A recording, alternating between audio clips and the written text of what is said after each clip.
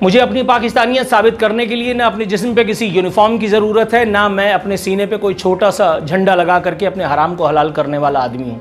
ना मैं किसी औजी से डरता हूँ, ना किसी फ़ौजी से, ना किसी के बाप का दिया मैंने खाया है। जो बोलता हूँ खुलेआम बोलता हूँ, चाहे मेरा बाप नाराज़ हो, मेरी माँ या मेरी बीवी या इस मुल्क का चीफ ऑफ आर्मी स्टाफ मेरे कद्दू से। के अंदर पहली दफा हालिया सालों में क्रिकेट के ऊपर एक रिएक्शन है और बड़ा तगड़ा रिएक्शन है। पाकिस्तान में लोग सवाल पूछ रहे हैं और कहते हैं कि इस तरह से नहीं भाई, बहुत हो गया है, एनफ इज एनफ, अब तुम्हें हमें जवाब देना पड़ेगा। डॉक्टर साहब, ये टीम में ही सर्जरी की जरूरत है, बड़ी सर्जरी की, या पीसीबी इंतजामिया में भी है? कहां से मामला शुरू किया जाए ताकि एक जो खेल रह गए वो बच जाए? मोहसिन नकवी। भारत के खिलाफ शिकस्त हर लिहाज से मायूस कुन थी। लगता था कि क्रिकेट टीम का छोटी सर्जरी से काम चल जाएगा।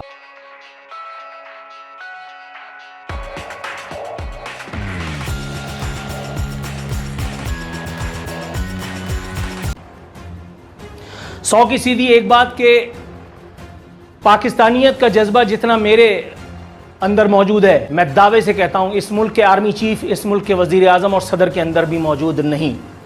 सुम्मा अल्हम्दुलिल्लाह। और इसीलिए मैंने पाकिस्तान से अपने हुब का इजहार करने के लिए बिला वजह पाकिस्तान जिंदाबाद का नारा करके चोरी करना अपना जो है वो वतीरा कभी भी नहीं समझा। जैसे अल्ताफ़ हुसैन वाले पाकिस्तान को नुकसान पहुँचाने के बाद और जब 22 अगस्त को ऐसी तैसी हुई, जब वो डंडा मुख्तलिफ मकामात की सैर करते हुए उनके आंतों तक पहुंचा तो उन्होंने पाकिस्तान जिंदाबाद का नारा लगा करके और पीएसपी और दीगर जमातों और मुत्तहिदा कौमी मूवमेंट पाकिस्तान में शमूलियत इख्तियार करके अपनी बचत का घर किया। मेरे पास इतना टाइम नहीं है जनाब। पाकिस्तानी मैं भी हूँ और किसी से कम नहीं हूँ, लेकिन ग्राउंड रियलिटी को देख करके मैं कैलकुलेशन करके वो बता रहा था और अल्लाह का शुक्र है अल्लाह ने वो सही साबित किया। बाबर 11, मोहसिन नकवी 11, पंजाब 11 या जर्मन 11, बहरहाल इंडिया से एक और ज़िल्लत आमेज़ शिकस्त उसका मुक़द्दर बनी। अब आप अपनी स्क्रीन पर एक तस्वीर देखेंगे, इस शिकस्त का राज इस एक तस्वीर में पिन्हा है। ज़रा देखिए इस तस्वीर में शिकस्त की ज़ुबानी, शिकस्त की कहानी क्या बयान की जा रही है। जनाब ऐसी ट्रेनिंग कराई अल्हम्दुलिल्लाह के जीता हुआ मैच भी हार गए। ग़ुलाम इब्ने ग़ुलाम बने हुए बाबर आज़म, मोइन ख़ान का बच्चा जिसको मैं हाथी का बच्चा कहता हूँ, आज़म ख़ान, और सबसे बढ़ कर के तस्वीर में ज़रा कोने खुदरे में आप तलाश करेंगे तो इस वक्त का वज़ीर दाखिला हाफिज़ जी का चहीता, यानी इस वक्त के आर्मी चीफ आसिम मुनीर का लहपालक, इस मुल्क का वज़ीर दाखिला प्लस पीसीबी का चेयरमैन।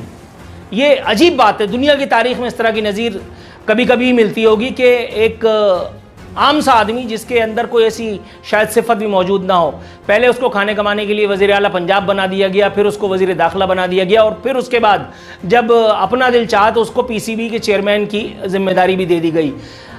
अकल के अंधो एक आदमी इतने सारे कैप्स पहन करके किसी एक जगह भी कंसंट्रेट करके परफॉर्म कैसे कर सकता है? मगर हाफिज़ जी का हुस्न करिश्मा साज जो चाहे इस वक्त इस मुल्क में वही हो रहा है। इस वक्त हाफिज़ आसिम मुनीर जो चाहेंगे वो इस मुल्क का कानून है, जैसे कल तक वो बदबख्त बाजवा किया करता था। लोग कहते हैं बाजवा चला गया, मैं कहता हूँ बाजवा नहीं गया, उसने सिर्फ अपना रूप बदल लिया है और वो आज भी हमारे दरमियान बल्कि हमारे सरों पर मुसल्लत है।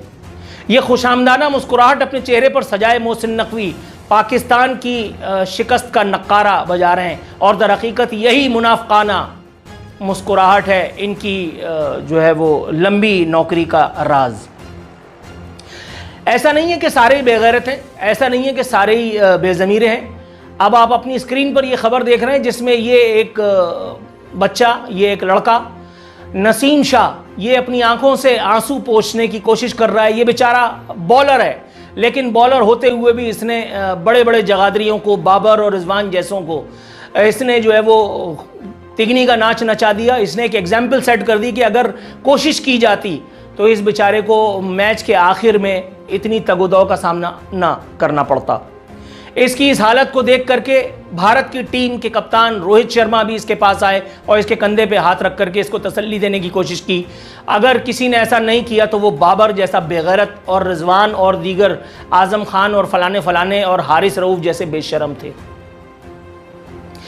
मैंने आपसे पहले भी कहा था कि पाकिस्तान की क्रिकेट टीम को कम ही मैदान में खेलने का मौका मिलता है। मैदान में उतरने से पहले ही पाकिस्तान का फॉरेन ऑफिस या पाकिस्तान के जुआरी सटोरी ये मैच खेल करके बराबर कर देते हैं। अब मैं आपको वाज़े तौर पे बताता हूँ, पाकिस्तान अगर हारा तो कैसे हारा। मैंने हारने की पेशन गोई 24 घंटे पहले की थी, हारने की वजूहात मैं आपको अब बताऊंगा।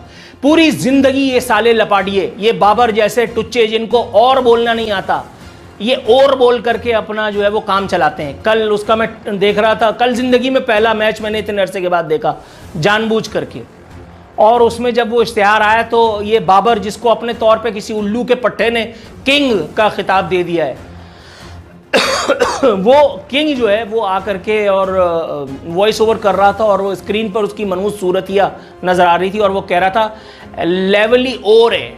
इसको किसी ने ये भी नहीं बताया कि और नहीं होता, और होता है। अबे डग्गे, जब तुझसे नहीं बोला जाता तो तुझे वॉइस ओवर पे किसी और से करा लेना चाहिए था। बहुत सारे वॉइस ओवर आर्टिस्ट इस वक्त मार्केट में धक्के खा रहे हैं।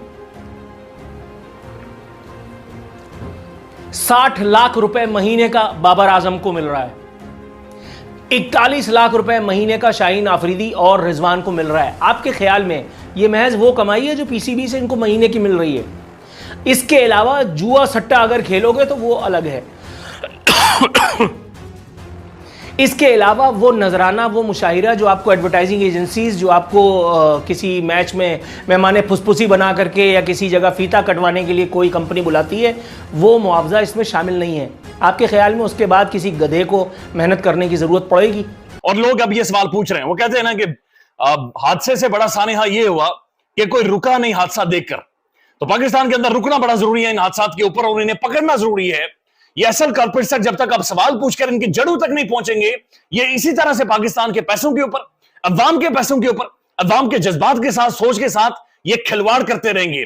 ये डाकू हैं, ये इंटेलेक्चुअल डिसऑनेस्ट है पाकिस्तानी अवाम के साथ, ये फ्रॉडी हैं, ये झूठ बोलते हैं, ये क्रिकेट के ऊपर भी झूठ बोलते हैं। पाकिस्तानी अवाम का ये मुतालबा है, और ये खुलकर सोशल मीडिया के ऊपर बातचीत डिस्कस हो रही है, और बाकायदा से बड़े बड़े जर्नलिस्ट मंसूर अली खान साहब और मुख्तलिफ लोग इसके ऊपर बातचीत करना शुरू हो गए हैं कि पाकिस्तानी क्रिकेट टीम की तमाम तर डिटेल्स दी जाएं, तमाम तरह मालूमात दी जाएं कि इस क्रिकेट टीम के साथ कौन कौन अमेरिका में गया था, किस किस की बेगम गई थी, किस किस के बच्चे गए थे, किसकी बेटी गई थी, बेटा गया था, किसके मुलाजमीन गए थे, चाचा ताया फूफा, कितने लोग अमेरिका के अंदर गए थे, कितने खर्चे इनके ऊपर आए हैं, कहां कहां पर इन्होंने शॉपिंग की है, किसने कैसे पर्सेस खरीदे हैं, किसने ज्वेलरी खरीदी है, किसने क्या क्या सामान मेकअप का खरीदा है, और क्या क्या सारा माहौल बनाए रखा है, कौन कौन से होटल गया है, होटल प्राइवेटली भी ये ठहरे, फिर जो प्राइवेट डिनर इन्होंने खुफिया तौर पर किया था उसमें कौन कौन से लोग आए थे, $25-25 जो एक एक बंदे से लिए गए हैं, उसके अलावा क्या डॉलर दिए गए या नहीं दिए गए।